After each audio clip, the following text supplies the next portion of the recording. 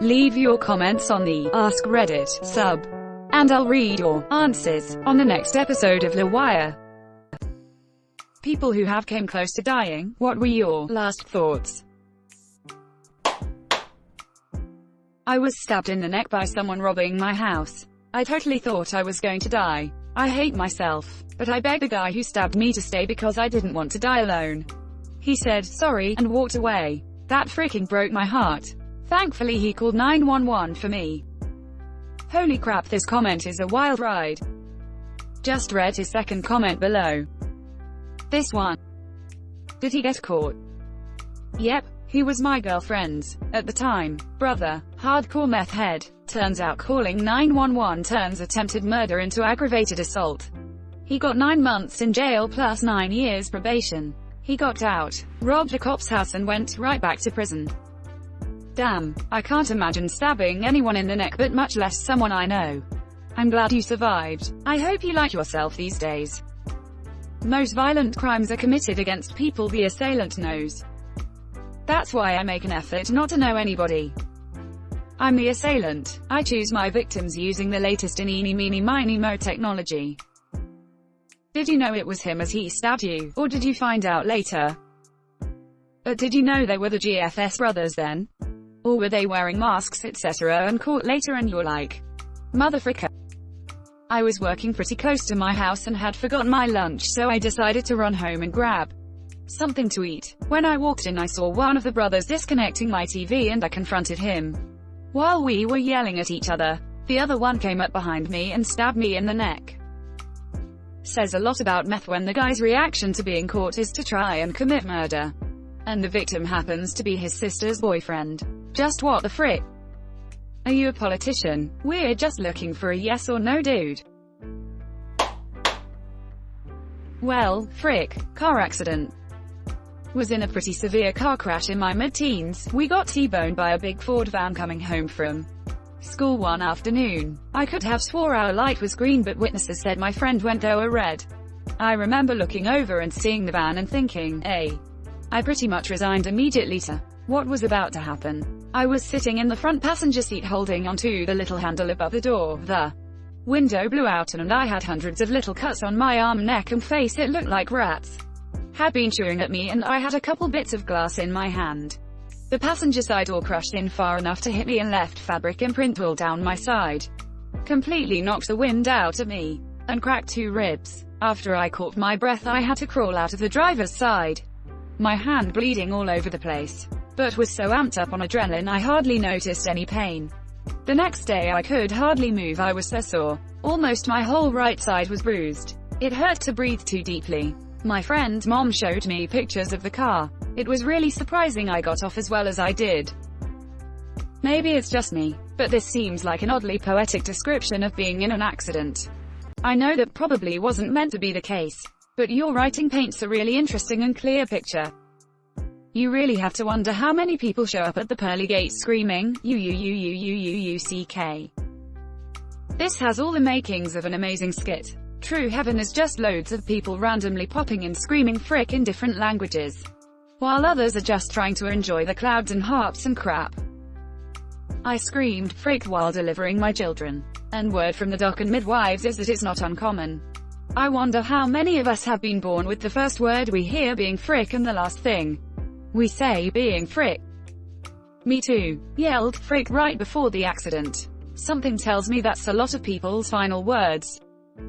Anytime there is a black box recording of a plane crash and the transcript, subtitles say unintelligible, it's usually because it's a swear.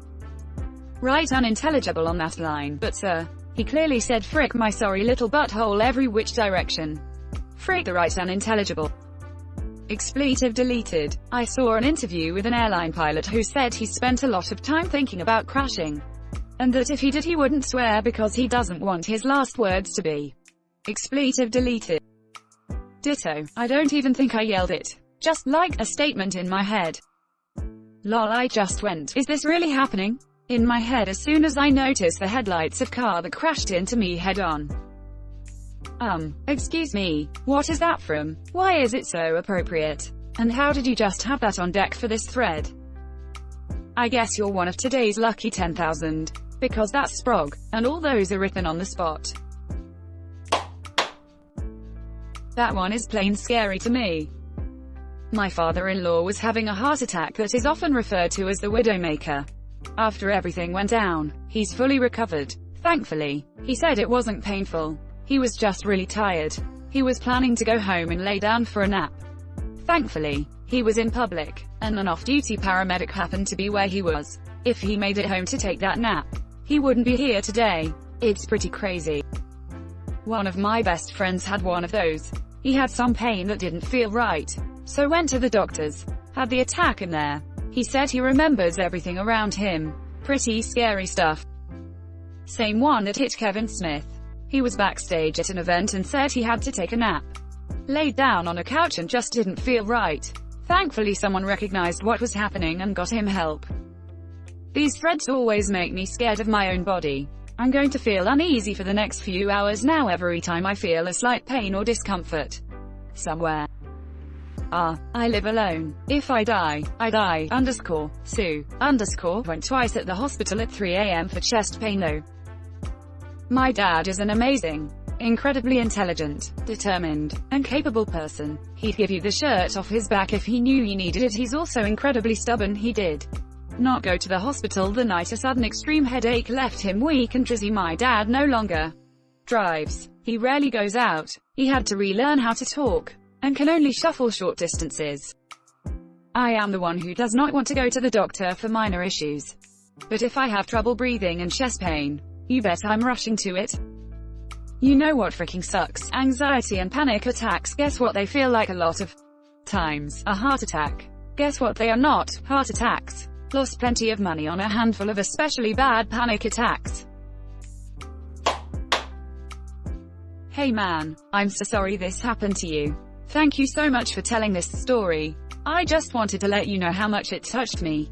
A friend of mine was knifed to death last December, and thinking of the pain they must have been in has been haunting me.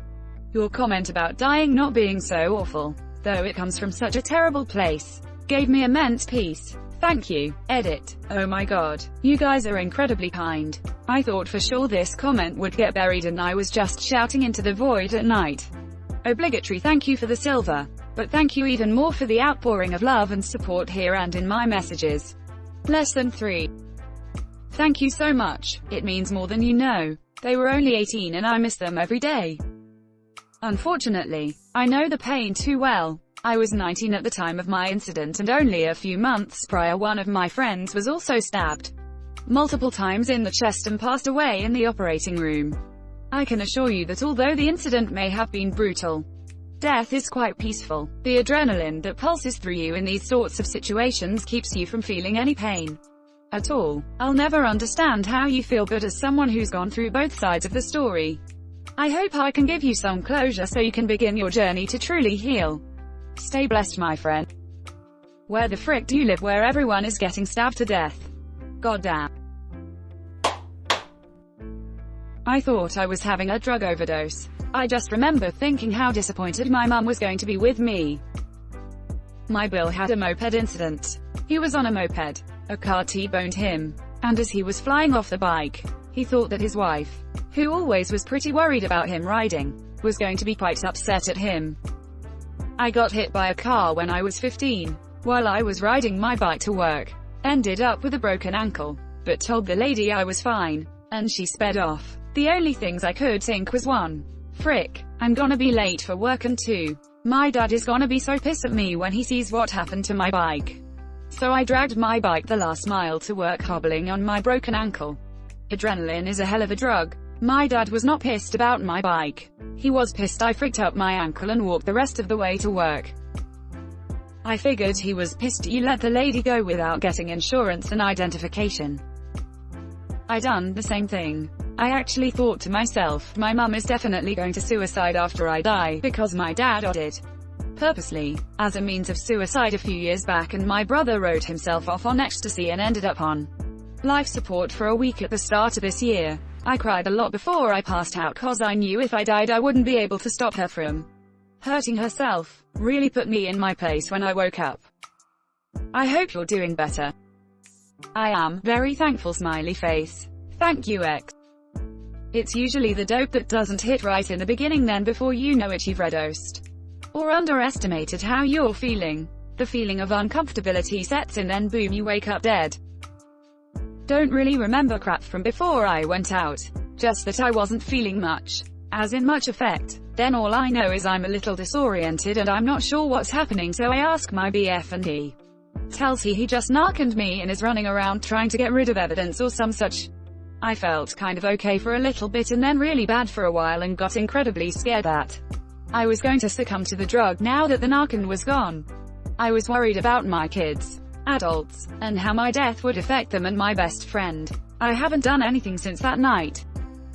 I hope you're enjoying life as much as possible. I appreciate that. It's actually pretty brutal right now. But I'm clean again. No one ever said that getting, or being clean, made life peachy. You just deal with it and move on.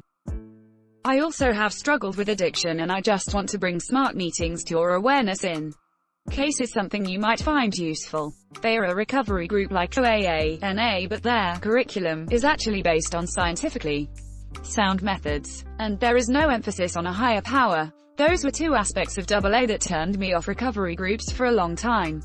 But the smart meetings I went to were a light in a dark place. Even if you feel like you've got the addictive behavior under control, they are still good for making you realize that there's a bunch of people out there who are like you and we're all just trying to deal with it. Check out smartrecovery.org to find a local meeting, or use their online platform, which I've heard lots of good things about. I know I sound like a shill, but I write a similar comment on nearly every thread about addiction I come across because I want more people like me to be aware of a service that helped me so much. Take care. Was run over by a bus last year. My thought when I went under the tires was but it's a Wednesday. You almost sacrificed a Wednesday frog, my dude. Who is holding me underwater? I almost passed out. I didn't even know the kid. My best friend's older brother used to do this thing where he would wait for me to exhale while we were swimming and then hold me underwater. I think back on that all of the time and wonder where the frick were all of the adults. I truly hate these people. Some dick kid used to do that. I see him now in Facebook and I think he's so overweight he's in a wheelchair. Yeah, I'm not a good person so I don't feel bad for him. I can't imagine the struggle. I was just a skinny little kid too. That kid was twice my size. Some kids are such bastards. One girl decided to beat me up in a locker room because she didn't like my voice. Luckily my sister was nearby and punched her into oblivion. Jokes on that bully. I was able to work as a voice actor for a few years because of my chipmunk voice. When I was in preschool there was this kid named Radek and Radek wanted the chair a little girl was sitting on. So what did he do? Of course Radek tackled the girl to the ground, held her down and plunged his thumbs into her eyes. Then he took the chair and left as the girl was screaming in agony. The girl's left eye permanently moved to the left a little. Mind you, they were both 5. Your shoe is untied. I said that to my dad before promptly falling down a 20 feet cliff into the underbrush. Broken arm, fractured skull, ruptured kidney. Woke up 2 weeks later to my dad saying thanks for letting him know his shoe was untied as he could have tripped. If that ain't a dad through and through. You know your dad spent those entire 2 weeks fantasizing about saying that to you when you finally woke up. Dad, wake up you son of a B-word. Wake up, Mom. It's okay, honey, sniff, he'll wake up. He'll live a happy long life, don't worry, Dad. Oh yeah, that's good too, I guess. As I was getting the Heimlich, I remember thinking how embarrassing it would be to die at a Renaissance fair edit. It was the day before my 29th birthday, so I also remember being disappointed. I wasn't going to make it to 30 edit too. Thank you all for the responses. It seems like choking at a Renaissance fair is actually pretty common. If anyone knows a cigar salesman that was working at Scarborough Fair 6 or so years ago, give him my thanks for saving me life.